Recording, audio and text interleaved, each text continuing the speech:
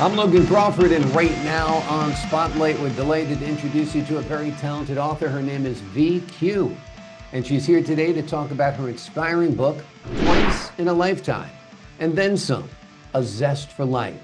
This memoir is a testament to her resilience and ability to transform life's challenges into positive experiences. It's filled with stories that showcase her perseverance and grace under pressure. We're delighted to have this very talented author join us here today on Spotlight. We thank the team who helped put her on the spotlight today, and we ask viewers like you to support writers like her by subscribing to our channel and by purchasing her wonderful book. The links are below this interview. Vee, great to see you here today on Spotlight. Thank you, and thank you for having me. Oh, my pleasure, my pleasure. Twice in a lifetime. What do you mean by that? Let's start with that question.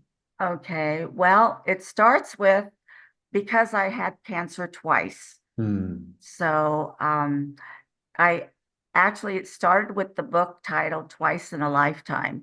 When I got the book, when I got the cancer the second time, and then I had other issues that were Hmm. coming around, then I changed the title to Twice in a Lifetime and Then Some, Yeah, because it was exactly. like continuing. So that's where I got that title. Right. Well, I think the emphasis is really on the third part of the title, a zest for life, because you Mhm. certainly have a zest for life. You enjoy life. You've had some challenges like all of us have had, but you've Mhm. rebounded, and that's the important part. Life is a redemption story, don't you think? Right, absolutely. I think you need to look, my theory is that you need to look at things more positively whenever you can. It's especially when you're experiencing illness or some traumatic experiences, it's very difficult sometimes to try to think of a positive way to go forward. But my theory is that you always have to look for that. Yeah. And when you can do that and move forward beyond that, life is a little bit easier. Yeah. And I find different ways of doing that is by basically as you encounter obstacles in life, and we do have a lot of them, Hmm. Yeah. all of us do. um, you need to try to look beyond what's happening and to try to find a way forward that could put you in a more positive light. For instance, well, like take for instance, if you're driving down the highway and then somebody's cutting you off, and of course you're not going to feel very good about that. You might be a little angry, Hmm. but the temptation is to go after that person. But my theory is that you just need to kind of like take another look and say, okay, fine, that person's not having a very good day and he's Hmm. not going to mess up my day. So just kind of let it go and learn to try to let things roll off your back, Yeah. because there are always positive solutions if you can find them. And it always takes a lot of work to do that. And powerful emotions, negative emotions are powerful emotions. They tend to suck you in. Anger is such a Yeah, strong emotion. So yeah, sometimes it's hard to let that driver go. right, But it's important to do it because you're upsetting the whole balance of your life, the right, whole peace and contentment that you have within you because some idiot had to cut you off.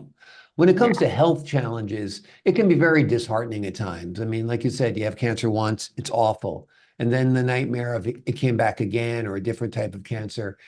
right. Tell us, how do we find the courage and the strength to persevere in those circumstances?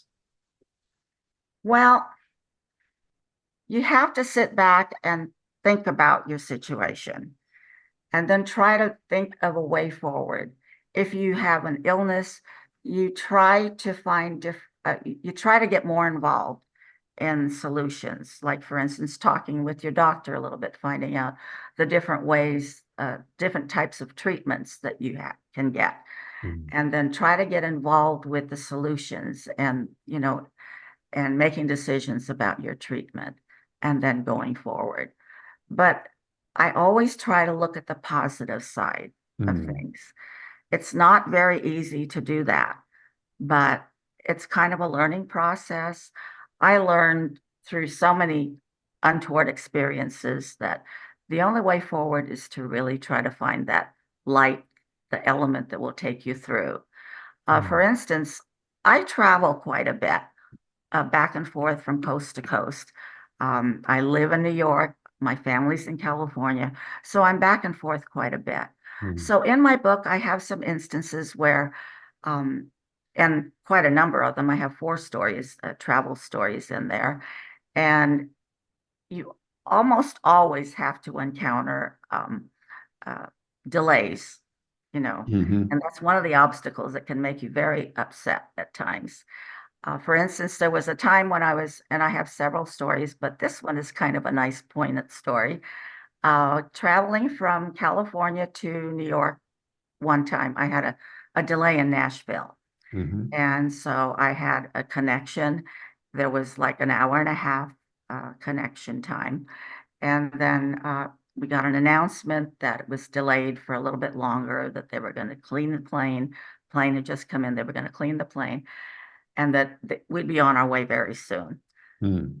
About another 5 minutes after that, then there was another announcement that said, okay, the flight has been canceled. Oh. So now you've got so now everybody should go across the aisle to the agent's desk and make new arrangements. Well, I Mm. was like within feet of that desk across the way. And I thought, oh, good, I'm going to be one of the first people there. Well, heck, everybody Mm. on the other side of the waiting room, there's a whole barrage of people going to that desk and pushed me out of the way. I ended up being about the 15th person. So Right. that made me very happy. But anyway, but anyway, it turned out that I could only get a flight either early morning the next day or the afternoon. And here I was in Nashville, and I thought, well, I don't really want to go get a hotel and leave early the next morning. So maybe I'll just take an afternoon flight. Hmm. So I got a cab, got a hotel. Cab driver took me to the hotel. And then I had issues at the hotel. The Mm. rooms, all kinds of problems with the room. Finally, I got another room, which I was concerned I might not be able to because there were a lot of canceled flights, Hmm. and maybe I would not be able to get another room. Anyway, that worked out well. And that evening, I went to the desk and I asked, now, where can I go hear some country western music? Hmm. And they said, you have to go downtown Nashville. I said, great. So I went upstairs, took a little nap, thinking I was going to get up and go downtown. Well, I fell asleep. I had Mm. not put my alarm on, which I normally would do. And it was 1 o'clock in the morning when I woke up. So I thought, oh, shucks. Okay. Next morning, I got up, went down to the desk. I said, what time does the music start down in Broadway? And the clerk told me 11 o'clock. So I Mm. said, great. I got I called the cab driver I had the night before, and she took me down there. I was able to go into a couple different clubs, listen to some great country western music, Mm. had a couple beers, ate a little food, and then my cab driver came and took me back to the hotel and got me back to the airport. And I thought, hey, you know something?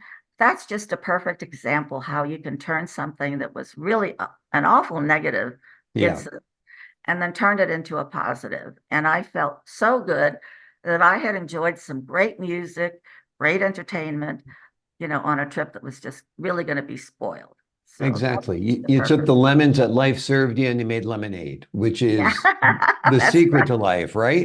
That's right. Yeah, absolutely. What was it like for you writing this memoir? Did you enjoy it? Did it bring back some good times, bad times? Was it difficult to do at times? Tell us a little bit about that. It was everything. Mm.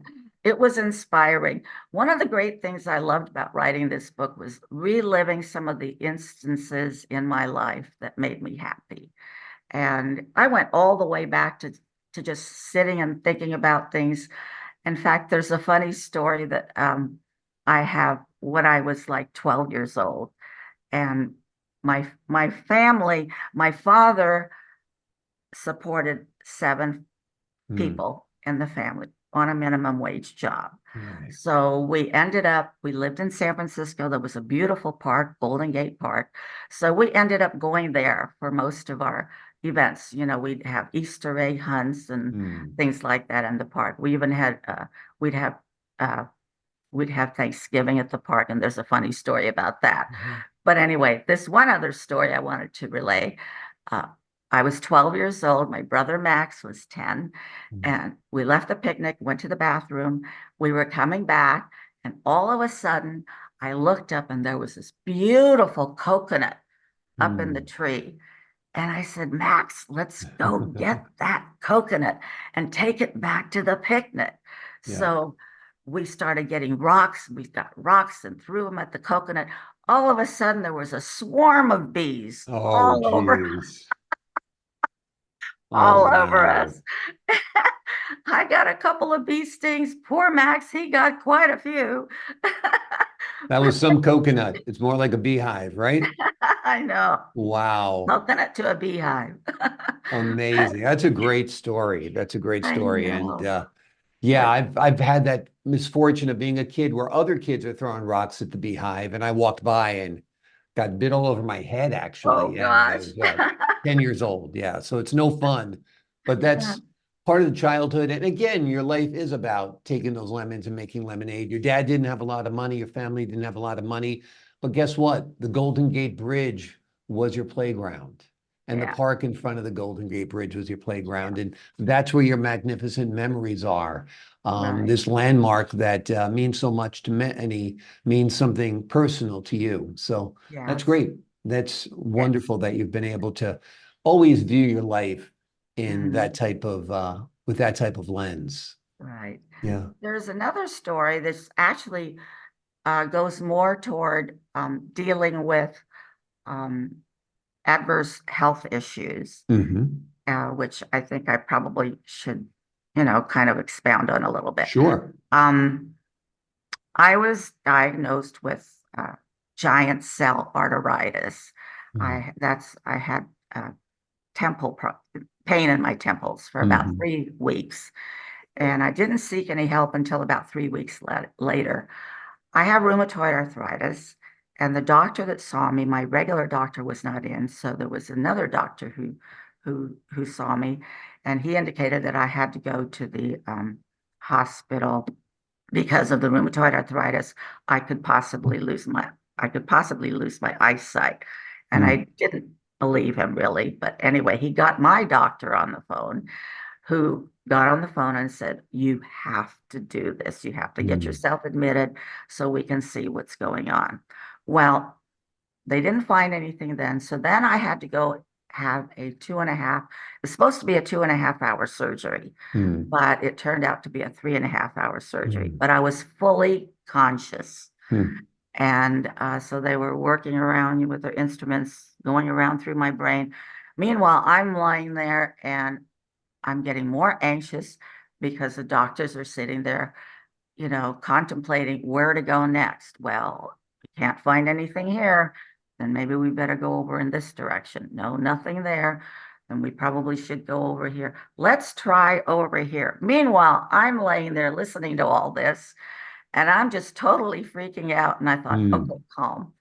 calm down. Yeah. So then I started to think about fun things. Mm-hmm. And one of my most enjoyable pastimes is to be like, I started thinking about being on a Caribbean cruise, like a family cruise, Mm-hmm. and laying on the beach, enjoying the sun with a great tropical drink. That sounds And great. that That'll got me take care of through that. that incident. But Yeah. see, basically, what I try to do is kind of look for a positive Yeah. in whatever is happening.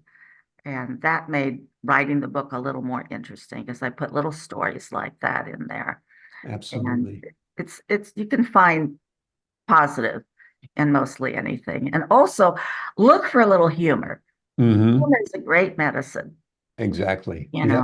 Find a little humor or amusement in whatever is happening, and it makes life a little bit easier.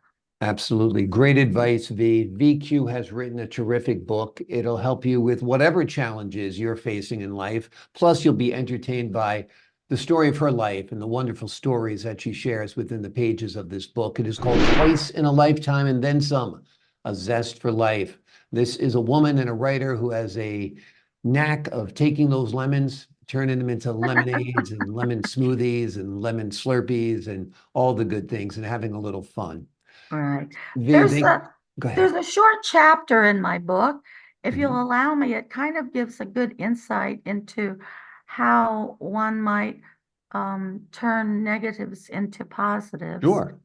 It's not very long. It's just a couple paragraphs. Absolutely. If you'd allow me, I will read it. Would love to hear it. Absolutely. Okay.